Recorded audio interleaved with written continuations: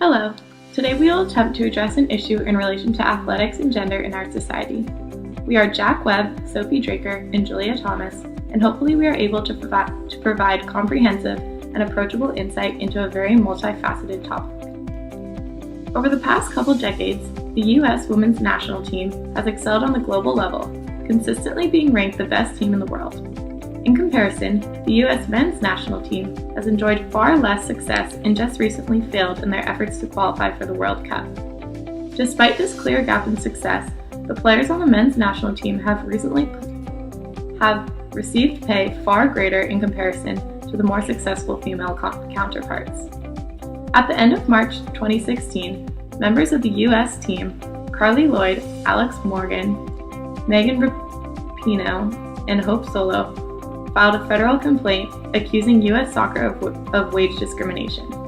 They earned significantly less money when dramatically outperforming the men's national team, and produced nearly $20 million more in revenue for the U.S. soccer team than what the men's team brought in the past year.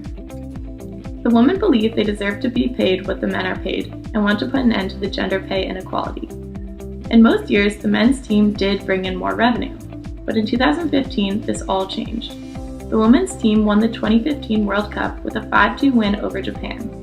This game was watched by more than 25 million people in the United States, the largest ever television audience for any English-speaking broadcast of any soccer team, men's or women's. The team then went on a 10-city victory tour that led to an 8-figure bump to all of U.S. soccer. However, the women were still paid less. The men and women are paid differently. The men are paid per game whether they win or lose. The women are on a salary-based contract, and the discrepancies are very visible.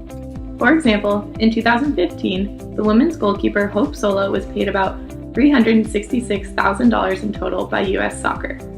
In 2014, a World Cup year for the men, the goalkeeper Tim Howard was paid $398,000, but she played in 23 games and he played in 8. In an interview with Hope Solo, she explained that this is about 3 times as much. She went on to explain that they have asked for equal pay as the men for many years, but every time it's brought up, it is ignored and pushed to the side. So the women decided to fight back, and they hired a lawyer to get them a better contract, one with equal pay. U.S. Soccer is an institution that is posing discrepancies on the U.S. women's national team. The women are treated as less valuable than the men, and when the women tried to say something about this, they were shot down. They decided to take it a step further and filed a complaint with the EEOC, or the Equal Employment Opportunity Commission. Their complaint accused U.S. Soccer of violating the Equal Pay Act in Title IX, which protects employees against discrimination based on sex. The women know that nothing will change if they don't stand up for themselves. They won't stop until they get what they want. They know the numbers, they know that they are watched more than the men and that they win more than the men, but are still paid less. Just this past month, the U.S. men's soccer team failed to qualify for the World Cup. The U.S. women's team is currently ranked as number 1 and won the past World Cup, yet the men are still paid more. So the women will keep fighting and continue to demand equal pay until they put an end to the gender pay inequality. Although the issue of equitable pay for the U.S. women's national team is a very complex sociological problem, we hope that by highlighting a few key concepts in relation to gender in sports, we will allow for a comprehensive understanding of how this pay discrepancy could occur.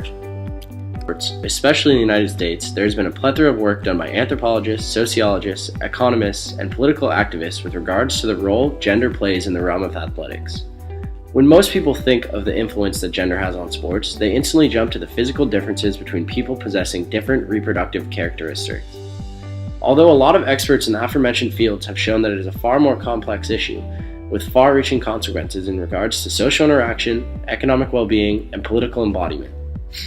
The U.S. mass media's affinity to the world of athletics provides another complex facet into the discussion of gender, as it not only defines it as an ultra-social phenomenon, but also imbues it with a massive economic association worth billions of dollars annually.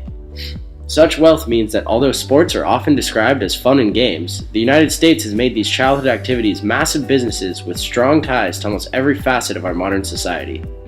Therefore, understanding the influence gender plays on athletics has become a critical issue to navigating the ever-growing world of modern American sports, and it is also integral to solving the issue of equitable pay, especially for the women's national team. The first sociological concept we need to discuss is orthodox gender ideology. According to sociologist Jay Coakley, orthodox gender ideology consists of first, human beings are either female or male. Second, heterosexuality is normal, and other expressions of sexual feelings, thoughts, and actions are seen as unnatural, abnormal, deviant, or immoral. And finally, men are physically stronger and more rational than women, and more naturally suited to possess power and assume leadership positions in public spheres of society. The term orthodox in this concept is especially important as it reflects the conviction, as Coakley puts it, that this is an unchanging truth, linked to their religious beliefs or an overall sense of right or wrong. This viewpoint has led to extreme complications with regard to equity in sports due to the intrinsic unequal qualities it preaches. Although it may seem outlandish to many people, this was, and unfortunately still is, the predominant viewpoint for our society. Such viewpoints allow for the justification of paying the women's team far less than the men, and it is not until we quell this ideology that we will see positive change.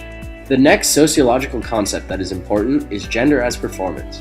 Just as gender can construct meaning, such as viewing different things as masculine or feminine, it also has the ability to convey performance. Gender as performance relates to notions such as throw like a girl or hit like a man. Although these may be seen as harmless colloquial phrases, they reflect the unequitable situation that our culture perpetuates. The views that women are seen inherently weaker and that men are naturally more suited for most aspects of athletics has been extremely detrimental to the gender equity of sports. The most damaging aspect of this is that it brings down the athletes that have worked tirelessly to break such social constrictions. People such as Venus and Serena Williams, or more poignantly, the U.S. women's national team star Abby Wambach, are still seen as inferior despite their high levels of performance, due to the notion that this performance is limited by their gender. Overall, gender as performance is a factor that massively limits equitable treatment of athletes, and in the U.S. women's national team, discredits their accomplishments, which undoubtedly plays a huge role in the pay disparities. The female athlete paradox is another sociological concept that greatly influences the topic at hand. The female athlete paradox is the phenomenon where males are expected to keep the so-called womanly virtues of feminine beauty, soft-spoken manners, and heterosexual sexuality, all while competing in intensive sports. According to Professor Cranes in his 2004 article, ideally, sportswomen have toned bodies, yet they must also avoid excessive, masculine perceived muscular bodies. This statement perfectly embodies the nature of the female athlete paradox and influences the pay of female athletes such as U.S. women's national team players. The root of this phenomenon can be explained with both the cultural and structural theories of sociology. The cultural theory can relate to the gender policing and sex typing at an early age, reinforcing the notion that girls are required to show physical beauty despite their preferred career. The structural theory relates to influence of the sport media complex, promoting beautiful athletes and subsequent idealization of having to be physically attractive as well as athletically proficient. Structural theory can be used to help explain why women have for so long faced inequity within sports.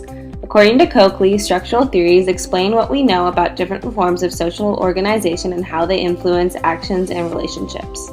Due to the fact that sports are based on dominant male beliefs and values, this has impacted how women are perceived in female athletics. Oftentimes, female sports are not considered as exciting or profitable compared to men's, with the justification that male athletics are more entertaining because they are stronger. As a result, women have received unequal pay and treatment for a long time, persisting through today with the U.S. women's soccer team. The male-dominated, male-centered, and male-identified structure of sports is deeply embedded, perpetuating attitudes that women are not equal. Men have been paid more and given more opportunity for the duration of organized sports to the point where it is considered normal and acceptable. Women's soccer athletes filing a complaint is a demonstration that this inequity will not be tolerated, and it is an attempt to alter the structure of U.S. national soccer. Lastly, inhibited intentionality is a concept that relates to this idea that women are less powerful and capable in sports compared to men. According to Whitson's 2002 article, Inhibited intentionality leads to a product of discourses, practices, and social relations that construct the situation of women in patriarchal societies in ways that typically disabled women in relation to men. Women are taught that their bodies and abilities are inferior, which both discourages them from sports and potentially internalizes the idea that inequity within the sports realm is warranted. As a result, there has seemingly been a lack of discourse as to why women are paid and treated unequally. But there seems to be an underlying notion of inhibited intentionality in which society has constructed women to be weaker and inferior to men. The U.S. women's national team is trying to demonstrate that these stereotypes are not the case. Their skill on the field has actually brought them more success than the men. Therefore, they should not be considered inferior to the men's teams and should be receiving equitable pay. Thank you for listening to our presentation. We hope it gave you some insight about the disparities between male and female athletics still existing despite legislation such as Title IX. With all we have said, we would like to pose a few questions to discuss below. First, do you feel this is an issue limited to only women's professional soccer, or are these discrepancies seen in other top-tier sports? Second, what effect does these inequities have on young female athletes aspiring to one day go professional? And lastly, do you think that the pay disparities stem from economic causes or from social values? Thank you.